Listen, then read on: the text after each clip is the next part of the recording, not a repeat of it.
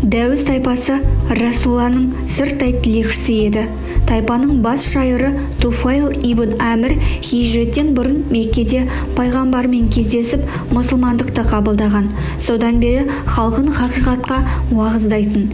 Хижреттің 7-ші жылында Туфайл қасына 400-дей мұсылман жерлестерін ертіп, Мәдинаға Алла Расулымен дидарласуға келеді. Расуланың Хайбарды алуға аттанғанын естіген ол шұғыл шайқас болып жатқан жерге келеді.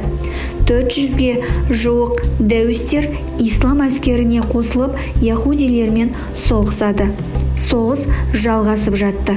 Екі дүние сұлтаны пайғамбарымыз Мұхаммед саллаллаху алейхи уассалам бір күні ертең ақ байрақты біреуіңе беремін. Ол Алла мен Расулының сүйіспеншілігіне бөленген жан. Өзі де Алла мен пайғамбарын шексіз сүйеді. Алла сол арқылы бізге жеңіс нәсіп етеді, деді. Пайғамбардың бұл сөзі сарбаздарды терең ойға жетеледі. Қай-қайсы да осынау бақытқа ие болуды армандап тіледі. Таң атып, таң намазы оқылған соң Алла елшісі саллаллаху алейхи уассалам ақ байрақты алдыртты. Демін іштеріне бүккен жауынгерлер жеңіс жалауын желбіретер кім екен деген таңданыспен Расуланың мүбәрәк аузынан шығар лебізді күтіп сілтідей тыңған. Расулла сарбаздарды көзден шолып өтті де, Әли қайда деп сұрады. Кез келгенің дауысынан түспейтін ұлы бақыттың иесі белгілі болды. Бір қызығы Әзірет Әли сол күні көз ауырып сапқа тұрмаған. Уа Расулла, ол көзін аша алмай сырқаттанып жатыр деген жауап естілді. Шақырыңдар келсін деп бұйырды Алла Расулы. Әзірет Әли хабарды естігімен Әзірет Расуланың құзырына шықты. Алла Расулы, я Алла, ыстық пен суыққа төзімді қыл деп дұға қып, Әзірет Әлидің көздерін шайдай ашты. Сол күннен бастап Әзірет Әлиге ыстықтың да суықтың да әсері болмаған. Исламның ақ туы қаһарман сахаба Әлидің қолында. Бүкіл мұхажиттер бақытты баһадирге қызға қарайды. Тіпті Әзірет Омардың өзі кейінірек де сол күнгідей қолбасшылықты тілеген емеспін деген. Демек Расулла айтқандай, Алла мен Расуланың сүйіспеншілігіне бөленген жан Әзірет Әли болып шықты. Хайбарда осы қайсар қаһарман тізе бүктіреді. Пайғамбарымыз Әлиге өз қолымен сауытын кигізіп, беліне Зүлфиқарды байлады да, Алла саған жеңіс нәсіп еткенше шайқаса бер, кері шегінуші болма, деді. Жаужүрек батыр Әзірет Әли осы құрметке лайық еді. Ұрыс майданына бара жатып, пайғамбардан, уа Расулла, мен нені жүзеге асыру үшін кетіп бара жатырмын деп сұрады. Пайғамбарымыз, Алладан басқа илықтың жоқтығына, Мұхаммедтің саллаллаху алейхи уассалам Алла тарапынан жіберілген пайғамбар екеніне иланғанша дұшпанмен алыса бер. Иман келтірсе ғана дұшпан мал жандарын құтқарып қалады, деп әрі қарай сөзін жалғады. Жау қамалына қарай салмақты қалпыңды бұзбастан ілгерілей бер. Қорғанға жақындағанда оларды исламға шақыр. Мұсылмандықты қабылдаса жауапкершіліктерін түсіндір. Сен арқылы олардың біреуі тура жолға келіп иман етсе, бұл сен үшін теңдессіз байлықтан да артық. Әзірет Әли ақ байрақты Надат қамалының түбіне тікті. Сонан соң бекіністегі яһудилерге исламның көркемдіктерін баяндап, мұсылман болуға шақырды. Бірақ яһудилер мойындау былай тұрсын қасарысып мазақ етті. Тағы да ұрыс басталды. Бірнеше дұшпан әскері жер құшты. Өлгендер арасында яһуди батыры Мархабтың інісі де бар. Мархаб қаны қайнап жігіттерін ертіп қамалдың сыртына шықты. Үстінде 2 қабат сауыт, басында 2 қабат оралған сілдесі, 2 бірдей қылышы көзге ұрады. Мен азулы арыстанды да қылышыммен, найзаммен жер жұттырғанмын деп күжілдеді. Оның сырт көрінісі Әзірет Әлиге шыбын шаққан құрлы әсер етпеді. Мені анам Хайдар, яғни арыстан деп атаған. Батылдықпен күште арыстаннан асып түсем, сендерді де жермен жексен тып-типыл етемін деп қасқая жауап берді. Жекпе-жек басталып кетті. Жаңа ғана гүрілдеп айбат шеккен Мархаб қас қағым арыстан Әлидің айбынына қарсы тұра алмай қанға бөкті. айқасты қалт жібермей қарап отырған Расулла қуана айқайлады: «Шаттаныңдар, Хайбарды алуға аз қалды!» Беттері қайтып қалған болу керек. Яһудилер қылыш тигендей шойырылып құлап жатты. Әзірет Әлидің жалғыз өзі сол кезде 8 кәпірді сулатқан. Ұрыстың қызған сәтінде кенет Әзірет Әлидің қалқаны жерге ұшып түседі. Ойланып тұруға мұрша жоқ. Әзірет Әли жандағы қамалдың қақпасын жұлып алып қалқан қылады. Жеңіске қол жеткенге дейін әлгі зіл батпен темір есікті қолынан тастамайды. Шайқас аяқталған соң есік қалқанды жерден 8 адам бірігіп көтере алмаған. Жеңілетінін сезген яһудилер бытырап қаша бастайды. Әзірет Әли бастаған сахаба жауынгерлер тыңсыра қуады. Натат қамалындағы дәрменсіз әйел балаларға тиіспейді. Әрі қарай Хайбардың екінші қорғаны Нағимге жылжыған мұсылмандар бірнеше дұшпанды осы жерде өлтіреді. Жау беріліп, қамал мұсылмандардың қолына өтеді. Пайғамбарымыз саллаллаху алейхи уассалам Хайбар қамалын қоршауға алған сәтте мұсылман әскерлерге қарай қой айдап келе жатқан шопанға көзі түседі. Ол Хабашстандық қара нәсілдерден Иясар есімді құл еді. Яһудилер қара құлды олайда бұлайда жұмсап кемсітіп тіпті адам санатына қоспайтын. Хайбар сахаба әскерлер тарапынан қоршалғанда яһудилердің арлы-берлі сапырылысын ұқпаған ол біреуін тоқтатып тұрып жөн сұрағанды. Яһудилердің мұсылмандармен шайқасқа әзірленіп жатқанын, діттеген мақсаттары өзін-өзі пайғамбар деп жариялаған адамды өлтіру екенін естіп біледі. Алла Расулы деген сөзді естігенде Иясардың ішкі дүниесі алай-түлей сезімге бөленіп кідіріп қалады. Не болса да сол Расулланың өзімен кездеспек болған беті осы екен. «Сен халықты неге уағыздап жүрсің?» деп сұрайды Иясар. Расулла: «Мен ұлы Алланың соңғы діні исламды уағыздаймын. Алладан басқа илахтың жоқтығына, мен оның елшісі екендігіме, Алладан басқаға құлшылық етпеуге үндеймін», деді. «Иманның қайтарымы не болмақ? Егер иман келтірсең, жәннат сыйына кенелесің». Иясар шын көңілмен бұл ақиқатты мойындап мұсылмандығын жария етті. Бірақ ішкі күдігі сейіле қойған жоқты. Себебі қара нәсілді құл әрі кедей болғандықтан ешқашан құрметке бөленіп көрмеген. Көңіліндегі күмәнді ойын Расуллаға жеткізді. «Мен қап-қара құлмын, түрім мынау, жыртық жамау, бет-әлпетімнің көріксіздігі өз алдына.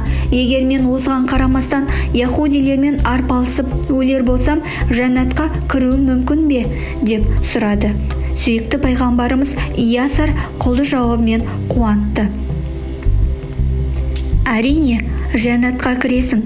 Олай болса, мына аманат малды қайтем? Оларды таспен шөкеледе иелеріңе қайтыңдар» деп дауыста. Иясар пайғамбардың айтқанын орындады. Қойлар бейне бір ақылды мақұлықтарша иелеріне қарай бет алды. Иман ләззатын аяқ астынан тартып үлгерген Иясар ендігі жерде адамның емес Алланың хақ құлы сахаба жауынгерлерге қосылып, яһудилермен шарпысып аянбай шайқасты. Ұрысқа кіргеніне бірнеше сағат өткенде қамалдан лақтырылған тас жаза тиіп сол жерде мерт болады. Иясар бір уақыт намаз оқуға да шамасы келместен тікелей жәннат төрі бұйырған мұсылман атанды. Шейіт Иясардың мәйіті шатырға келінді. Үсті жабық жатқан одан көз алмай қараған Расулла кенет бұрылып жүзін жасырды. Пайғамбарымыздың әрбір әрекетін көзден таса қылмайтын сахабалары бұл жолы да: «Уа Расулла, неліктен теріс бұрылдыңыз?» деп сұрайды. Пайғамбарымыз мұның мәнісін былай баяндады. Шейіт жан тәсілім берген сәтте жұмақтың екі хор қызы келіп, оның үсті басының шаңын қағып: «Алла сені шаң тозаң еткендердің жазасын берсін, сені өлтіргендердің жанын алсын» деді. Мына Иясарда маңдайы бір рет сәждеге тимесе де Алланың керемет сыйына ие болды. Екі хор қыз басына жақын келгенін көрдім. 10 күнге созылған шайқастың соңы яһудилердің пайғамбардан бейбіт келісімге келуді талап етумен аяқталды. Пайғамбарымыз олардың ұсынысын қабылдап төмендегідей мәміле жасалды. Аман қалған яһудилерді өлтірмеу, Хайбардан бала-шағалармен бірге шығып кетуге рұқсат беру, әрқайсысы бір көлікпен ғана тиесілі мүліктерін алып шығады.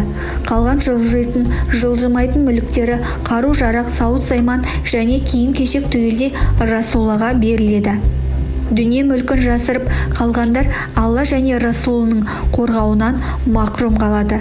Шарттар екі жақты келісіліп, яһудилер кетуге әзірленіп жатты. Үйреніскен жерден қоныс аудару оңай ма? Яһудилер ойласып пайғамбарға мынандай ұсыныс жолдайды. Біздің малымыз, мүлкіміз мол, оны күтіп баптауда бізден артық білер жан жоқ. Хайбарда қалуымызға рұқсат берсең, пайғамбарымыз саллаллаху алейхи уассалам сахабалармен қайта кеңесіп, яһудилердің ұсынысын қабылдайды. Жыл сайын пайда түсімін жартысын мұсылмандарға беру шартымен яһудилер Хайбарда қалады. Алайда пайғамбар қалған уақытында бұл келісімді бұзуға құқылы еді. Жылда өнім жинайтын маусымда Алла елшісі саллаллаху алейхи уассалам Әзірет Абдулла ибн Рауаханы Хайбарға жіберетін. Әділетті сахаба Абдулла ибн Рауаха өнімді туп-тура екіге бөліп, яһудилерге қалаған бөлігін алуға ерік беретін. Яһудилер мұсылман өкілінің әділдігіне қайран қалып, осы әділеттің арқасында жер мен көк орнында тұрған шығар деп бас шайқасатын. Хайбар алынды. 1600 мұсылман әскерінің қатары 20-ға кеміді, ал 20 мың яһудиден 93 адамның өлгені белгілі болды. Сөйтіп, Хайбарда ислам мемлекеті территориясына қосылды. Пайғамбарымыз Мұхаммед саллаллаху алейхи уассалам Хайбардан аттанар сәтте Жағвар ибн Абу Талиб бастаған Хабашстандағы мұхажирлер келіп қалады. Алла елшісі қуанышын жасыра алмай, Хайбарды алғанымызға қуанайын ба, әлде Жақбардың келгеніне ме деп күлімсіреді. Пайғамбарымыз Хайбардан түскен олжадан Хабашстаннан қайта оралған мұхажирлерге де үлестірілген. Пайғамбардың бұйрығымен олжа алдымен теңдей 5-ке бөлінді. 5-тен 1 бөлігі Алла Расулына тиесілі болып, қалған 4 бөлігі саудаға шығарылды.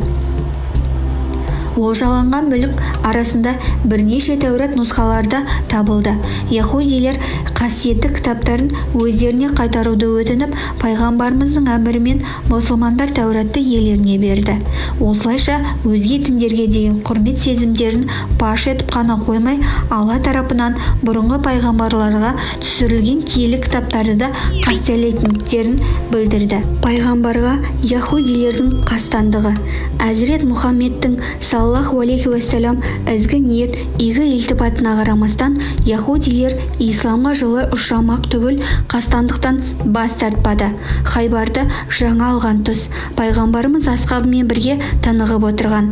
Ойсырай жеңіліп, іштері күйген яһудилер қысастықпен тағы бір зымиян айла ұйымдастырды. Мақсат Әзірет Мұхаммедке саллаллаху алейхи уассалам ой беріп өлтіру. Жауапты жұмысты мәшһүр яһуди Сәлам ибн Мишкамның қызы Зейнеп мойнына алды. Алдын ала ақылдасқандай, Зейнеп жаңа сойылған ешкіні жақсылап қақтап пісірді де улап тастады. Пайғамбардың тоқпақ жілікпен жауырын сүйегін жақсы көретінде біліп алған. Ол сол уды көбірек септі. Зымиян яһуди әйелі дайын мәзірді әкеліп, «Уа Қасымның әкесі, саған сый табақ тартқалы келдім» деп буы бұрқыраған тағамды ортаға қойып кетіп қалды.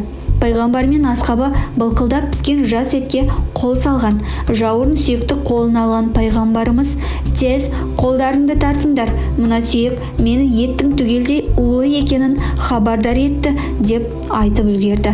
Сахабалар тартынып қалды. Тек Бишр ибн Бәлда бір үзім етті жұтып қойып еді, отырған жерінде өңі бозарып қайтыс боп кетеді.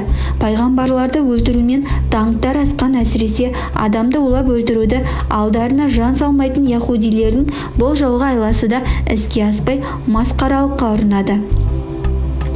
жабулы қазанды жабулы күйінде қою пайғамбардың әдетінде жоқ. Дереу амалда іске асырушы Зейнепті шақырып залымдығының себебін сұрады.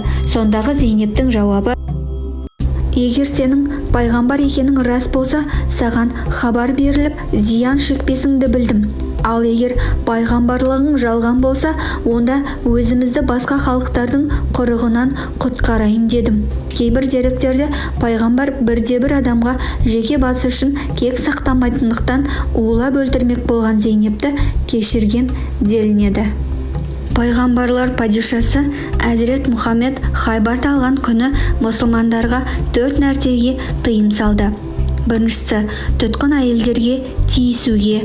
Екіншісі, есек тұқымдастарының етін жеуге. Үшіншісі, жыртқыш хайуандардың етін жеуге. Төртіншісі, олжаланған дүниені бөліске түспей жатып сатуға немесе сатып алуға. Хайбардағы жеңістің мұсылмандар үшін үлкен маңызы бар. Хайбар яһудилердің айбары салтанатында оған ешкімнің тісі батпайтындай көретін. Осы айбарының тізе бүгу нәтижесінде бүкіл яһуди қауымы ислам мемлекетіне бас иді. Бұған дейінгі Худайбия келісім арқылы мүшриктерден төнетін қатердің алдын алғанды. Мүшриктер мен яһудилер бұрынғыдай ауыз жаласатын күн келмеске кетті. Хайбар қамалдарының мықтылығымен, қару-жарақ молдығымен, соғыс өнерін жақсы меңгерген жігіттердің көптігімен былайғы жұртты сескендіретін ақ еді. Солай бола тұра, ислам әскерінен жеңілуі, мал-мүліктерінен түгел айырылып, мұсылмандарға бас июі атраптағы тайпалардың да көзін қорқытып, сахаба, мұхажиттердің мызғымас күш екендігін мойындатты. Хайбар жеңісінен соң Арабстанды мекендеген өзге тайпалар өз еріктерімен ислам үстемдігін қабылдай бастады. Саралай келгенде айтарымыз, Хайбарды алу ислам тарихының маңызды оқиғасы. Алла елшісі саллаллаху алейхи уассалам бастаған ислам әскері Мәдинаға жақындап қалған. Шаршап шалдыққан мұсылмандардың біраз тынығып алғанын мақұл көрген пайғамбарымыз бір жерде тоқтауға бұйрық берді. Түн ортасы ауған, таң намазының кіруіне көп уақыт қалмаған. Пайғамбарымыз әрдайымғы сақтық әдетімен: кім ұйықтамай бізді таң намазына оятқысы келеді, деді. Әзірет Біләл Хабаши бұл міндетті мойнына алды. Сахабаларды жол соққан болу керек, қисайған бойда ұйықтап кетті. Біләл болса нәпіл намазын оқып, көзі ілініп кетпеу үшін ұзақ дұға оқыды. Әне-міне сәре уақыты шығады деп түйесіне сүйеніп отырғанда қара басып ұйықтап кетеді. Мұсылмандардың «Инна лиллах ва инна иллахи режигун» деген даусынан шошып оянады. Күн шығып, айнала жап-жарық болып кетіпті.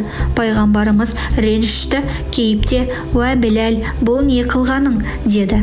Әзірет Біләл: «Әке-шешем сенің жолыңда құрбан болсын, уа Расулла, сенің рухыңды тынықтырған құдірет менің рухыма да әсер етті», деп жауап берді. Пайғамбарымыз күлімсіреп: «Сөз тапқанға қолқа жоқ», деді де тезірек сол маңнан кетуге асықты. Былайырақ шыққан соң шапшаң дәрет алыңдар, содан соң «Уа Біләл, азан шақыр», деді. Азан оқылып, мұсылмандар сапқа тұрды. Пайғамбарымыз таң намазының сүннетін оқыңдар деді.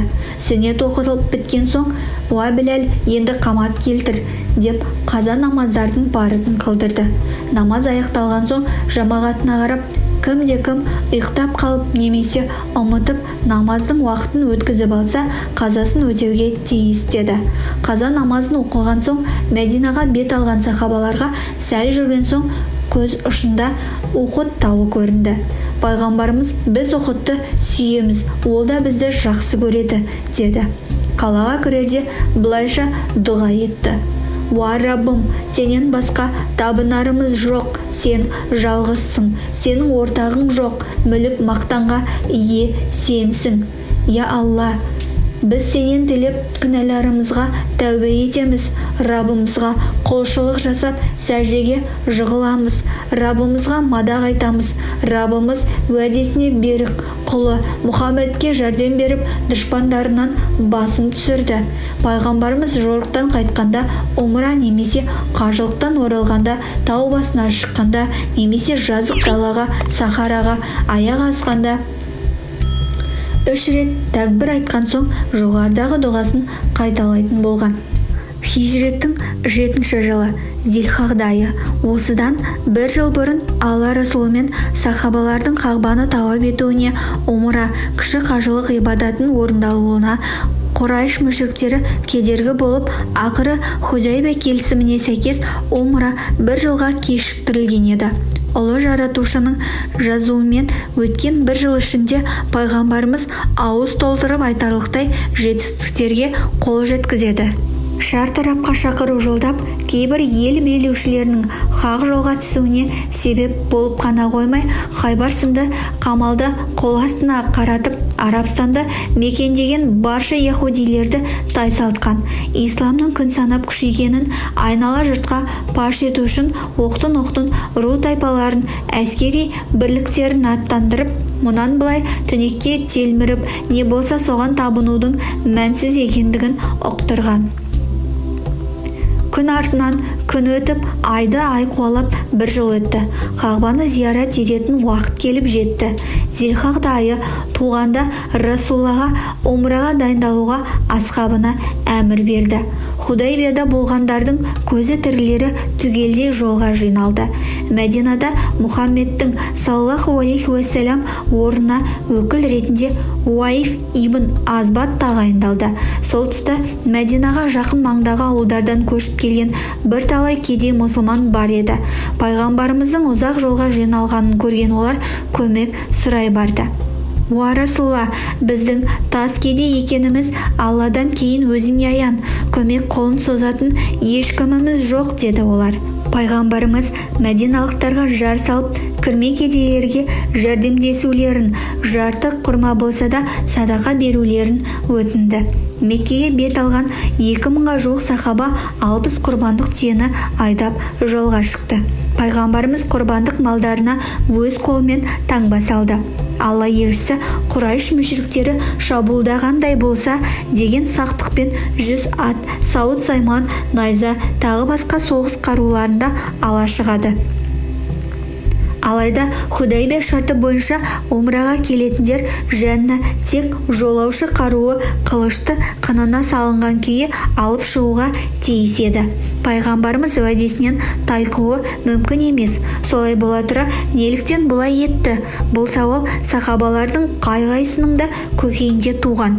Асхабының көңіліндегі де айқызбай ұлғатын әлемдер сұлтаны Мұхаммед саллаллаху алейхи уассалам бұл жолда күдікті ойларын дөп басты.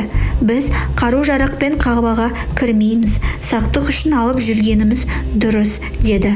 Мұсылмандар қуаныштарынан жүректері жарылардай көңіл күйде. Әсіресе мұхажирлердің толқуларын айтып жеткізу мүмкін емес. 7 жыл бұрын тастап кетуге мәжбүр болған ата жұрттарын көзбен көріп, қасиетті Қағбаны тауап ету ғана қоймай, бір кездері өздерін қорлап қинаған мүшриктерге исламның әсемдігін, үстемдігін көрсетуге келеді. Зулхулайфа деген жерге келгенде Расулла саллаллаху алейхи уассалам Мұхаммед ибн Маслама басқарған атты әскерді қару-жарақ және құрбандық түйелермен бірге ертерек жіберді де өзі ихрамын, қажылыққа арналған киімді киініп дайындалды. Сонан соң Алла Расулы мен мұсылмандар тәлбие айтып айналаны жаңғыртты. Ләббәйк, Аллахумма ләббәйк, ләббәйка, лә шарика, ләка, ләббәйк. Иннәл хамда вән нигмәта, ләка вәл мүлк, лә шарика, ләк. Пайғамбарымыздың бұйрығымен алдын ала қаруларды алып аттанып кеткен Мұхаммед ибн Маслама қарамағындағы атты әскер Марузахран деген жерде бірнеше мүшрикпен кездесіп қалады. салт аттылардың Расуланың әскерлері екенін, пайғамбарымыздың ертең таң ата осындай жететінін естіген Құрайыштар көрген білгендерін жаманға жорып алды-артына қарамай жортқан күйі Мұхаммед басып алуға дайындалып келеді деген суыт хабар жеткізеді. Шынында да Хандақ шайқасынан соң Алла елшісінің мұнан былай олар бізге емес, біз оларға шабуылдайтын боламыз дегені бар еді. Алайда бұл жолғы келісте умра ғибадатын жүзеге асыру ғана көзделгенді. Мүшриктер түймедейді түйедей ететін дағдыларына салып дақпырт сөзді лаулатып әкетті. Пайғамбарымыз шындыққа көз жеткізу үшін адам жіберді. Алла Расулы мен мұсылмандар тәлбие айтып Мәрузахранға жетеді.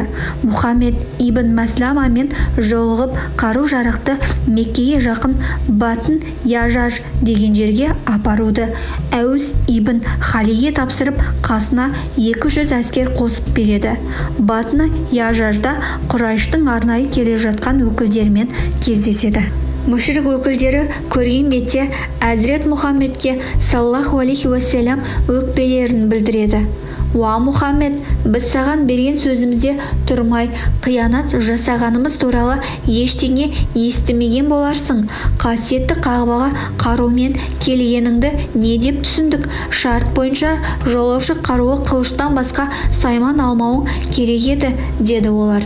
Пайғамбарымыз оларға: Қағбаға қынына салынған қылышымызбен ғана кіреміз. Мен бала шағымнан бері жалған сөйлеп серттен тайып көрген емеспін. Тек қару-жарақтың жақын маңда тұрғанын қалаймын, деп жауап берді. Пайғамбардың байсалды жауабынан соң ол босқа қобалжығандықтарын аңдаған мүшриктердің бас өкілі: бәсе, солай болса керекті, деді. Істің анық-қанығына көз жеткізген мүшриктер мұсылмандардан қауіп келмесін түсініп, жандары жай тапты. Сонан соң мұсылмандардың қуанғандарын көрмеу үшін іштерін өртеген қызғаныштан аулағырақ кетуді жөн санаған. Олар әп-сәтте Меккені босатып шықты. Алла Расулы керемет көңіл-күймен жан-жағына сүйсіне салмақтана көз тастап, түйесі Кәсуамен Меккеге кірді. Айналасында аппақ киінген асқабы, екі дүниенің нұры болған тұлға кеудесін тік ұстап адымдаған күйі Қағбаға, Байтуллаға жақындады. Ләббайк, Аллахума ләббайк тәлбиясы тау-тасты жаңғыртып, 7 қат көкке көтеріліп жатты. Мүшриктер осынау ұлы ақиқатқа құлақ бітеп салтанатты шеруді көрмеу үшін қызғаныштан өртеніп, беттерін көлегейлеп бақты. Пайғамбардың түйесі Кәсуаның бас жібін ұстап келе жатқан шайыр Абдулла ибн Рауаха: Ей кәпірлер, Расуланың жолына бөгет болмаңдар. Рахман әрі Рахим Алла оның хақ пайғамбар екендігін аяттарымен білдірді. Қайыр, жақсылық атаулы Алла Расулына және оның ұстанған жолына тән.